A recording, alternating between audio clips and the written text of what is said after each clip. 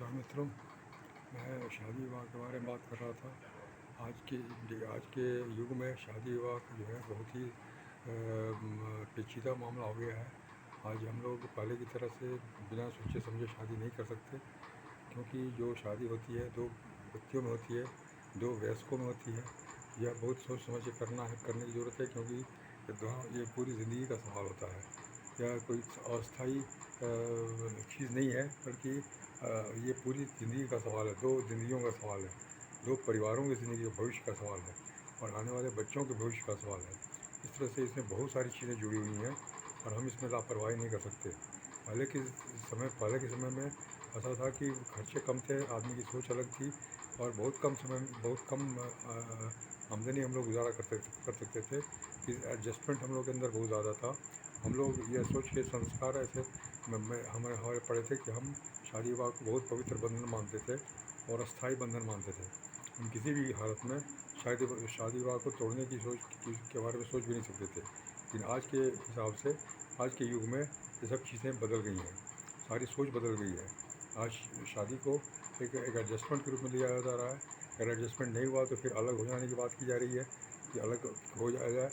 कानून भी इस बात की इजाज़त दे देता है कि हाँ ठीक है, आप अलग हो जाओ, आप एक दूसरे से दूर रहो और आप बच्चों की परवरिश भी अलग अलग ढंग से होती है।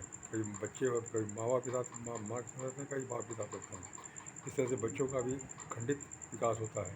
इस तरह से आज के युग में शादी विवाह करना एक बहुत बड़ी ही बात है, बहुत बड़ी जिम्मेदारी है, बहुत बड़ा पेचीदा काम है।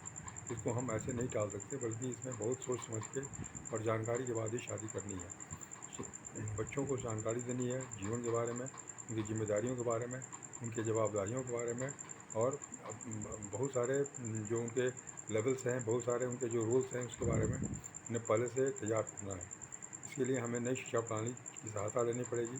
उन्हें लोक व्यवहार सिखाना बहुत आवश्यक है, बातचीत करना लोगों के साथ आवश्यक है, सिखाना आवश्यक है। साथ ही साथ पैसे की समझ होनी चाहिए, ताकि पैसे के लिए वो परेशान ना हो, चिंतित ना हो। और फिर स्वास्थ्य की समझ होनी चाहिए, ताकि उनका जीवन स्वस्थ तंदुरुस्त बना रहे। इस तरह से 3 चीज़ों में उनकी विशेषज्ञता अवश्य होनी चाहिए। लोक व्यवहार, आपसी संबंध अच्छे बने, सम्मान अच्छा होता मिलता रहे, अच्छी चीज़ सीखें सिखाएं। इसके अलावा एक पैसे की समझ होनी चाहिए, पैसा की समस्याओं को हम हल कर सकें, ऐसी हमारे अंदर क्षमता होनी चाहिए।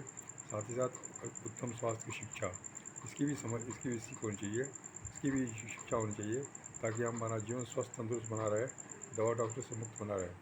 हम एक अच्छे इंसान बने, एक अच्छे बेहतर इंसान बने, स्वस्थ तंदुरुस्त इंसान बने, ताकि आने वाली पीढ़ियाँ भी हमारी स्वस्थ तंदुरुस्त और बेहतर हो सके। इस तरह से हमारे बहुत बड़े दायित्व हैं।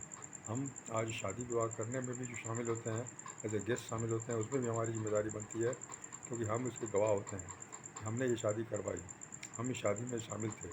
इसलिए अगर उन जोड़ों को या उनके परिवार को या आने वाले बच्चों को अगर कोई तकलीफ़ होती है तो उसमें हम भी भागीदार हैं। इसलिए हम सबका ये जिम्मेदारी है कि हम अब बचपन से ही, शुरू से ही बच्चों को ज़िंदगी के लिए तैयार करें, अपने लाइफ के लिए तैयार करें, उनकी ज़िंदगी की सारी चीज़ों को बताएं, तो सिखाएं और इन तीनों क्षेत्रों में उनके पारंगत बनाएं। पढ़ाई लिखाई, नौकरी करना, ये सब चीज़ें बहुत ही सेकेंडरी हैं, बहुत ही गौण हैं, क्योंकि आज नौकरी नहीं भी है तो फिर भी वो अपना काम कर सकता है, पैसे की दिक्कतों को दूर कर सकता है, स्वास्थ्य की समस्याओं को दूर कर सकता है। ऐसी क्षमता उसके अंदर होनी है। इसके लिए मैं बहुत ही प्रयत्नशील रहता हूँ। शादी विवाह में अच्छी किताबें देता हूँ पढ़ने के लिए, नई शिक्षा प्रणाली की किताबें देता हूँ और उन्हें प्रमोट करता हूँ। फिर उनसे फीडबैक भी लेता हूँ कि उन्हें पढ़ा तो क्या अच्छा लगा। इस तरह से हम लोग इस कार्य को कर सकते हैं और करना चाहिए। एक जिम्मेदार नागरिक की तरह से, एक जवाबदेह नागरिक के तौर पर हमें इन सब चीज़ों का ध्यान रखना है। नमस्कार, धन्यवाद।